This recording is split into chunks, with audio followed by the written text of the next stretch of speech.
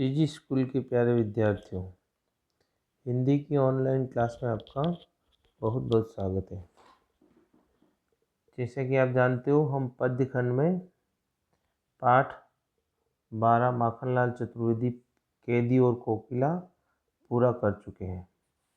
उसका मैंने आपको डिटेल में व्याख्या, प्रश्नोत्तर, सार, जितना सब कुछ समझाना था लाइव में भी समझा दिया और इसमें भी समझा दिया, वीडियो में भी।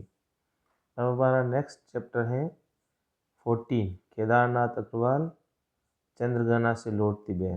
क्योंकि मैंने कोर्स को बता दिया था, 13 चैप्टर सुमित्रानंदन पंथ है ग्रामसी, वो नए संशोधित पाठ्यक्रम में से हटा दिया गया है।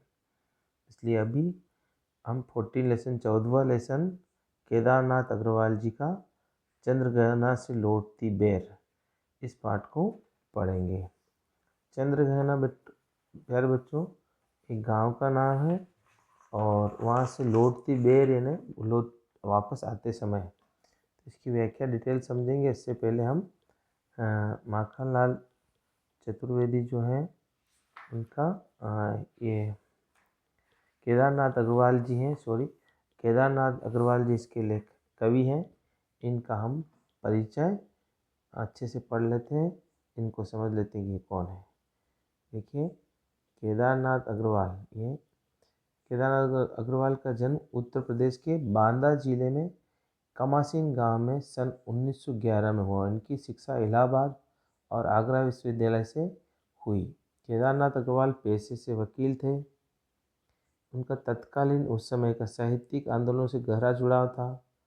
आंदोलन जो मूवमेंट होता है, सन 2000 से उनका देहांत हो गया। करीब 90 साल जिए हैं। नींद के बादल, युग की गंगा, फूल नहीं रंग बोलते, हाँ,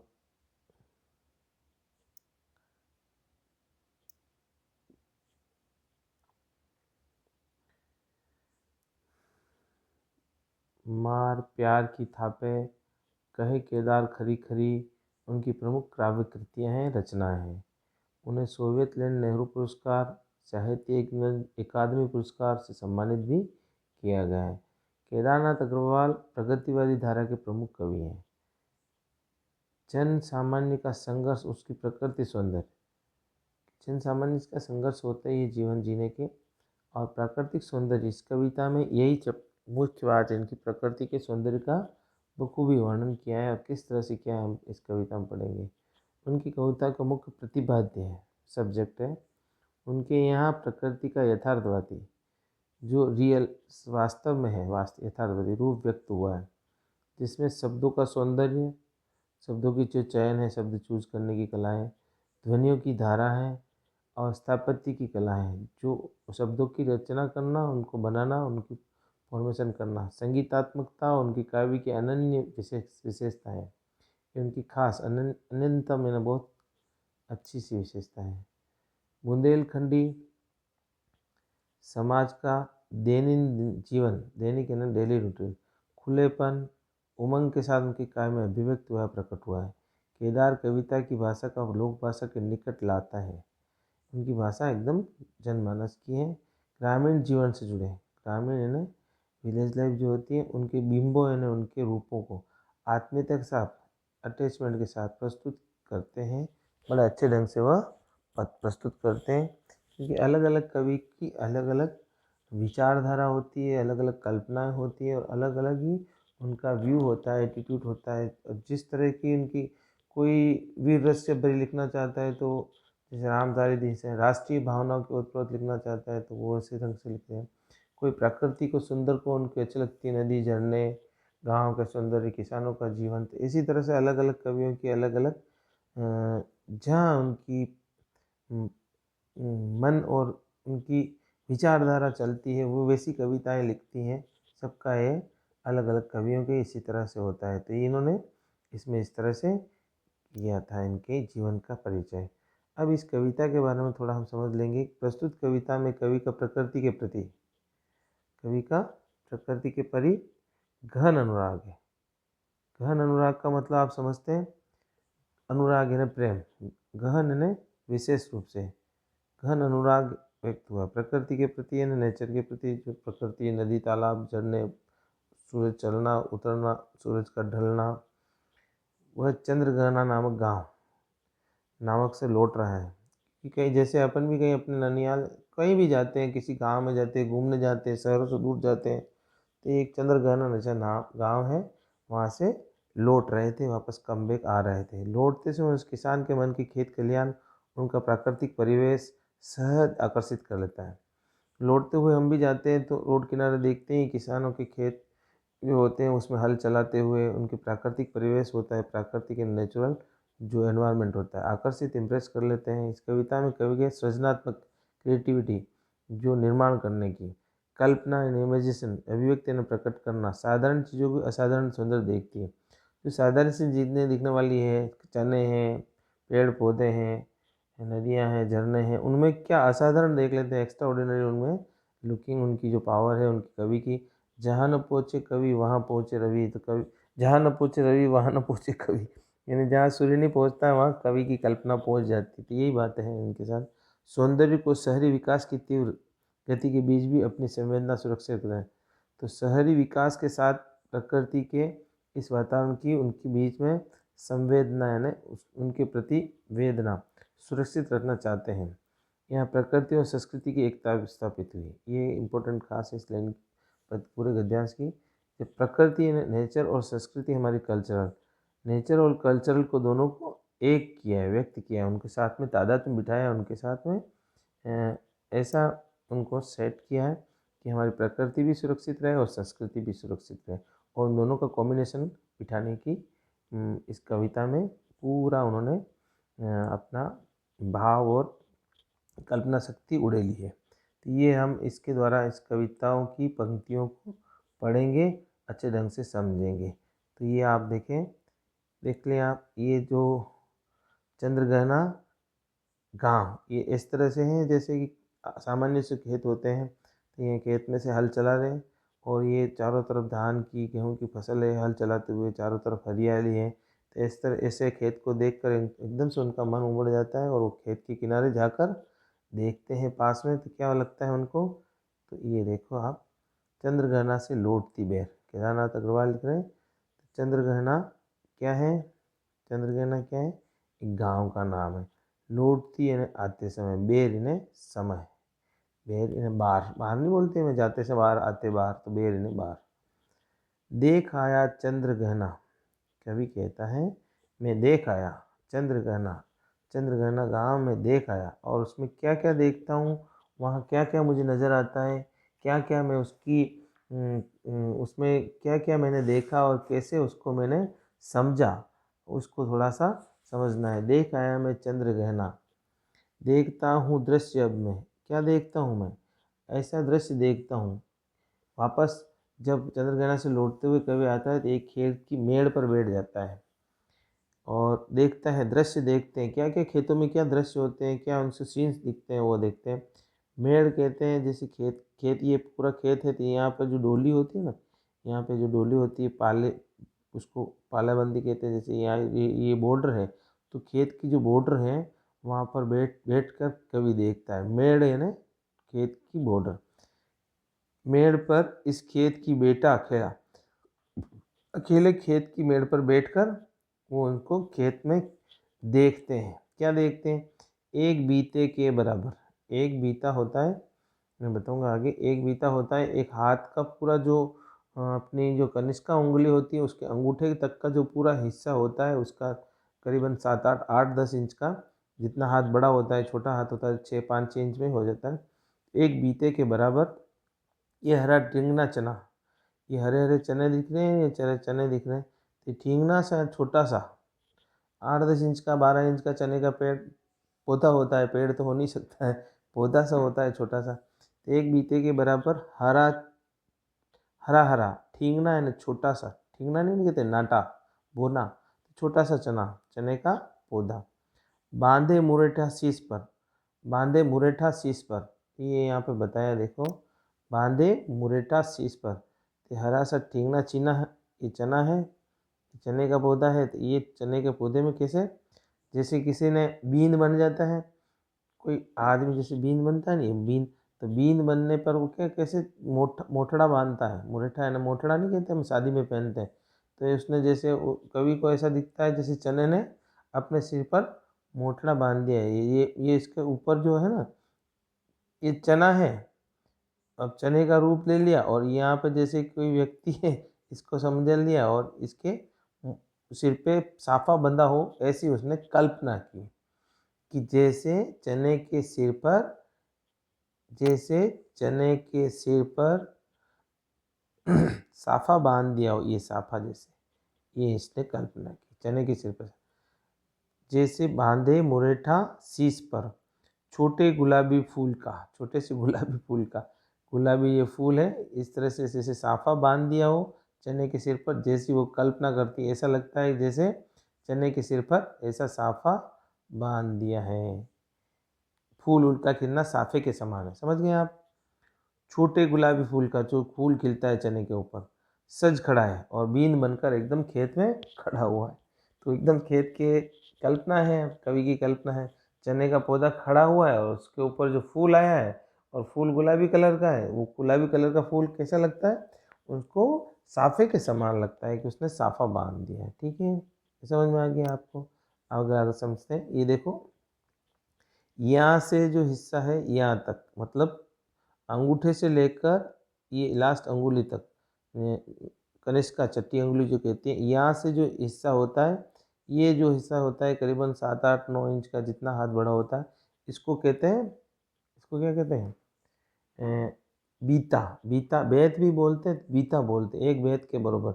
यहाँ से यहाँ तक के हिस्सा बेत बोलते हैं। ये एक बेत के बराबर ये चने का पौधा होता है, ये बेत। ठीक है, ये दूसरा है, पास ही मिलकर उगी है। पास ही, इन्हें पास में ही जो चने का पौधा है उसके पास में कौन सा उगा हुआ है, अलसी, बीच में अलसी हटीली। ये अलसी के पौधे होते हैं, अलसी आप खाते ही हैं।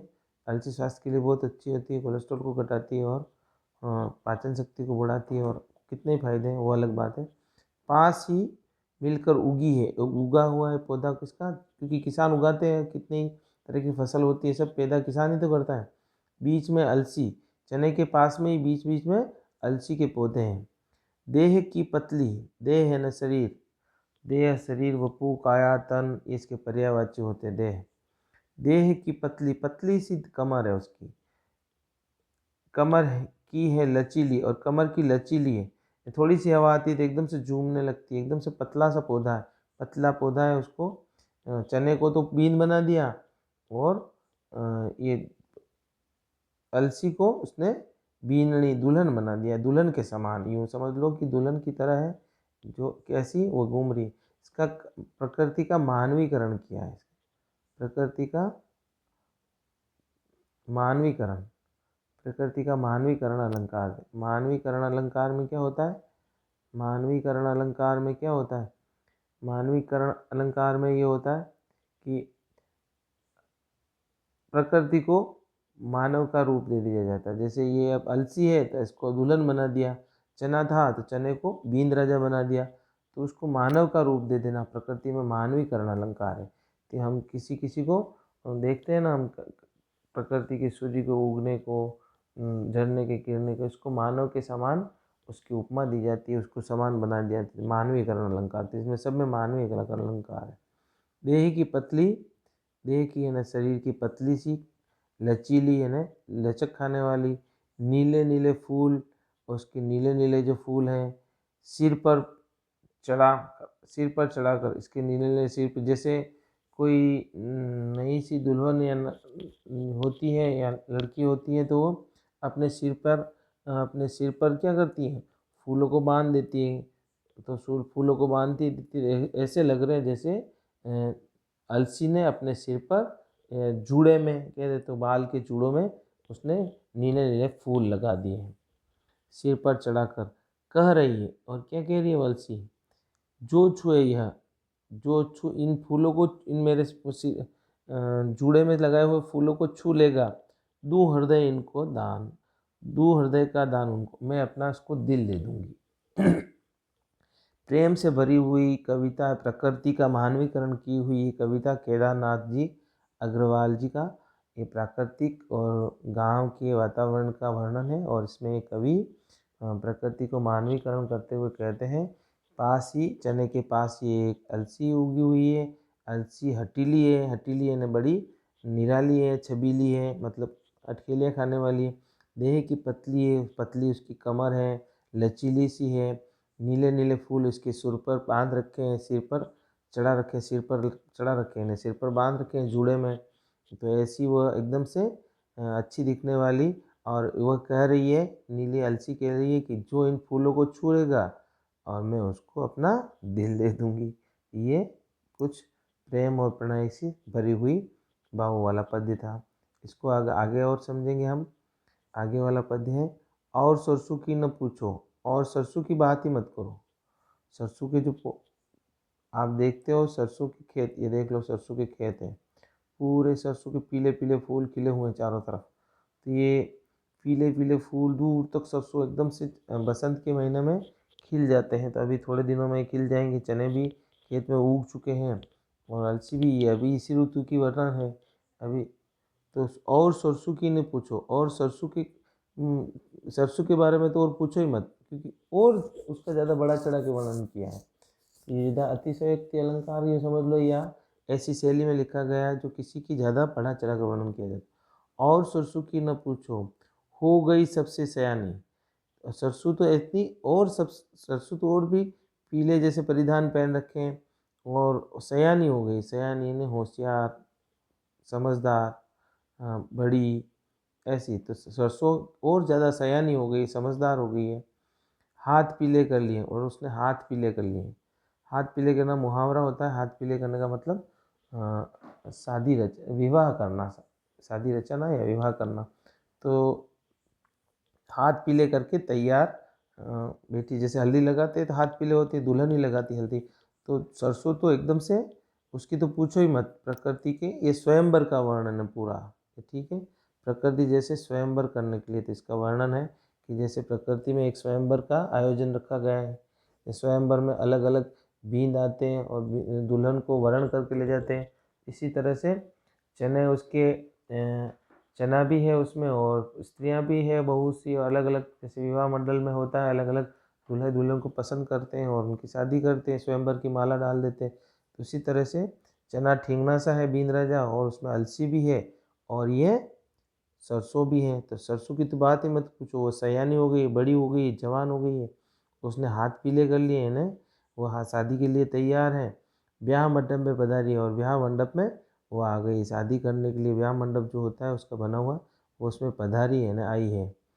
और क्या कर रही है वो, और फाग घाता मास फागुन। और उसी समय क्या होता है, फागुन का महीना जो होता है, फागुन महीना होता है, मार्च फरवरी मार्च के बीच में जो फागुन आता है, होली के आसपास, और उस समय फाग गीत जो गाते जाते हैं। और फाग गीत जो फागुन की गाती हैं, डफ बजाकर जो गीत गाते जाए और चारों तरफ हुदंगड़ होते हैं, तो उसी समय फागुन का महीना भी आ गया है। वो भी स्वयंवर का हिस्सा है। जैसे बैंड बाजे वाले आते हैं फाग और शादी में, स्वयंवर में, उसी तरह फागुन एक समझ लो कि आप वो म्यूजिक वाला है, या संगीत वाला है, डीजे वाला है, या फिर बैंड वाला है। तो फागुन का महीना अपने फाग गाते हुए आ गया है। तो उसने अपना जो गीत वीत गाना चालू कर लिया है, यानी उसका ऑर्केस्ट्रा चालू हो गया है। तो ये पूरा उसका फागुन का महीना ये ऑर्केस्ट्रा के ग्रुप के रूप में लिया गया कि फागुन का महीना आ गया है और वो फाग गाने लग गया है। ठीक है, आप समझ गए। आ गए हैं आज जैसे, और आज जैसे आ गए हैं, देखता हूँ मैं स्वयंवर हो रहा है। आज जैसे यूँ लग रहा है जैसे पूरी प्रकृति में स्वयंवर हो रहा है। तो ऐसा लग रहा है जैसे खेत की पाली पर बैठा हुआ केदारनाथ जी अग्रवाल जैसे ही चंद्रगेना से लौटते हुए आते हैं, चंद्रगेना नामक गांव से लौटते हुए आते हैं, तो वो एक खेत के किनारे बैठकर ये सब पौधों को, पेड़ तो है ही नहीं, पौधे ये छोटे छोटे हैं खेती के, इनको देखते हुए ऐसा लग रहा है जैसे प्रकृति ने आज स्वयंवर रचा है और ये सब स्वयंवर हो रहा है। ये उनकी कल्पना है। प्रकृति का अनुराग अचल हिल रहा है, और इसी समय क्या हो रहा है, ये देख रहे हैं कि स्वयंवर हो रहा है, एक दूसरे में विवाह होने की तैयारी है, और ये पूरा प्रकृति में अनुराग में विशेष प्रेम चंचल हिल रहा है। और इसी समय प्रकृति बड़ी मस्त होकर वायु अनुराग प्रेम से भरी हुई उनका अंचल हिल रहा है, उनका आंचल हिल रहा है, उनकी साड़ी हिल रही है, जैसे आंचल होता है तो ऐसी उसकी मीठी मीठी बयार आ रही, हल्की हल्की सी हवा आ रही है और वह फुहार जैसी हवा प्रकृति को आंदोलित कर रही है, इस स्वयंवर में हिस्सा ले रही है, उसमें स्वयंवर में भाग ले रही है। यहाँ तक हमने समझ लिया। एक पद और हम समझ लेते हैं। तो इस तरह से इस विजन में विजन कहते हैं निर्जन, निर्जन इन्हें सुनसान जगह, बियावान, जहाँ कोई ना हो। इस विजन, क्योंकि चारों तरफ प्रकृति में पेड़ पौधे, हरी नदी है, ये पोखर है, इसी तरह इस विजन में, इस दृश्य में, इस सुनसान जगह में दूर व्यापारिक नगर से, दूर है, बहुत दूर है। किससे? व्यापारिक नगर से, क्योंकि नगरों का जीवन होता है, उनमें व्यापार होता है। व्यापार का मतलब कभी ने यहाँ बताया कि लेना और देना, देने की भाषा व्यापार, बिजनेस होता है। बिजनेस में स्वार्थ और लाभ के बिना कोई सौदा नहीं किया जाता है। तो जितने भी शहरी लोग होते हैं, कवि ने ये भी इशारा किया है, शहर के लोग हैं व्यापार की बुद्धि के होते हैं, यानी शहर के लोग हमेशा किसके बारे में सोचते हैं? लेने देने की भाषा, यानी कि स्वार्थ के वशीभूत, उनके प्रेम से कोई संबंध नहीं होता है, नेचुरल लाइफ नहीं जीते, यानी कि प्राकृतिक रूप से जितना गाँव के लोग रहते हैं, प्रेम से भरे हुए होते हैं, वैसे नहीं होते हैं। प्रकृति जैसी होती है, गांव के लोग भी उसी के अनुकूल होते हैं। और स्वार्थ, व्यापार, नगर में पूरा व्यापार होता है, लेन देन होता है, बिजनेस होता है, या स्वार्थ होता है, तो नगर के लोगों में ही स्वार्थ भरा रहता है। दूर व्यापारिक नगर से, व्यापारिक इन्हें स्वार्थ से नगर भरे हुए नगर से दूर है। प्रेम की प्रिय भूमि उपजाऊ अधिक है। यहाँ इस भूमि में, यानी खेत की भूमि में प्रेम ही उपजता है। खेती तो होती है, प्रेम की प्रिय भूमि उपजाऊ अधिक है। यहाँ प्रेम की खेती होती है, यानी प्रेम यहाँ पे पैदा होता है। प्रेम की भूमि उपजाऊ अधिक है, इन खेतों में प्रेम पैदा होता है। देख लो यहाँ, जैसे केदारनाथ अग्रवाल जी, इनमें भी स्वयंवर देख रहे हैं, उन खेती के बारे में भी कह रहे हैं कि कैसी प्रेम से भरे। और पैरों के तले है एक पोखर, और उसी खेत के पैरों के तले, यानी नीचे की ओर, पैरों के तले यानी नीचे की तरफ खेत का बॉर्डर है, ये खेत का बॉर्डर समझ लो। इसके खेत के लास्ट पैरों की तरफ ये एक पोखर है। पोखर किसको कहते हैं? एक छोटा सा जो तालाब होता है उसको पोखर बोल, पोखर, तड़ाग, तालाब, ये इसके उसके पर्यायवाची होते हैं। उठ रही है उसमें लहरियाँ, और उसमें लहरियाँ उठ रही हैं, छोटी सी वेव्स होते हैं ना, तरंगे उठते, धाराएँ उठती हैं, तो ये वेव्स उठ रही है ना, थोड़ी थोड़ी हल्की हल्की सी लहरियाँ उठ रही हैं, जैसे स्वर लहरियाँ आ रही हो, जैसे उसमें तरंगे आ रही हो, मस्ती आती है ना। किसी की चीज़ को हम करते हैं, स्वयंवर होता है, गीत गाना बज रहा है, शादी की दुल्हन आई है, तो उस समय हमारे भी एक सब मस्ती सी छा जाती है। तो स्वर लहर, पोखर को भी मस्ती आ रही, मज़ा आ रहा है कि ऐसा पूरा हो वातावरण हमारा। नील तल में उगी है, उसके नील तल में घास भूरी, उसके नीले नीले तले में, किसके? पोखर के। पोखर यानी तालाब, ये तालाब है, तो इसके ऊपर आसमान नीला है, आसमान पूरा बादल नीला है, तो उसकी जो छाया पड़ रही है उसके पानी में, तो नीला नीला दिख रहा है, पानी एकदम नीला दिख रहा है। पानी नीला, तो पानी का कोई रंग नहीं होता है।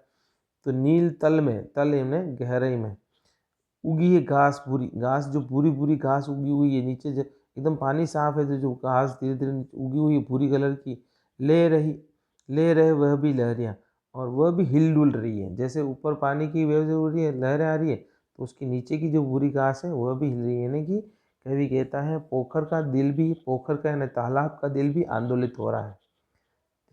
तालाब को यूँ समझ लो कि ये जैसे बहुत से लोग आते हैं, हुजूम आ जाए देखने के लिए, और लोग खड़े खड़े देख के दूर स्वयंवर होता है, तो वह भी आंदोलित होते हैं, उनके दिल में भी तरंगे उठती हैं। तो पोखर के दिल में भी इसी तरह जो बुरी घास है वह तरंगित हो रही है, इन्हें आंदोलित हो रही है, इन्हें प्रसन्न हो रही है। तो ये लहरियाँ उठ रही हैं इस पोखर में। इस तरह से लोगों के, स्वयंवर में आए हुए लोग हैं या पास में जो स्वयंवर देखने आए हैं, तो इस तरह से पोखर नुमा जो है फैले हुई तरंगियाँ उनके दिल में फैल रही है, और वो बड़े मस्त हो रहे हैं। इस तरह से हमने ये पाठ अभी तक यहाँ पर पढ़ा। इसके आगे का हम नेक्स्ट लाइव में और समझा दूंगा आपको मंडे को, तो आप इसको अच्छे से समझ लें। और इसके जो मैंने पर्यायवाची भी बताए थे इसके अंदर, एग्ज़ाम में भी ऐसे पर्यायवाची आएंगे, मुहावरे भी बताए थे, एक भी 2-3 आए थे, वो भी आप समझ लो, और व्याख्या भी समझ लो, और इसके बनने वाले क्वेश्चन व्यापारिक नगर क्यों कहा है? क्योंकि स्वार्थ से भरा हुआ है। गाँव को प्रेम की भूमि क्यों कहा है? क्योंकि सब प्राकृतिक रूप से जीते हैं। इसमें स्वलहरियाँ क्यों कहा है? पोखर किसको कहते हैं तो तालाब को कहते हैं। इस तरह से जो भी क्वेश्चन बनने वाले हैं व्याख्या में सब आ जाते हैं, तो आप ध्यान से पढ़ें और इसकी व्याख्या मैं आपको समझा दूंगा और आप इसके कार्य को आगे करते रहें और स्वस्थ रहें, मस्त रहें और खुश रहें, खुशियाँ फैलाएं, अपना काम जिम्मेदारी से करें। इसी के साथ धन्यवाद।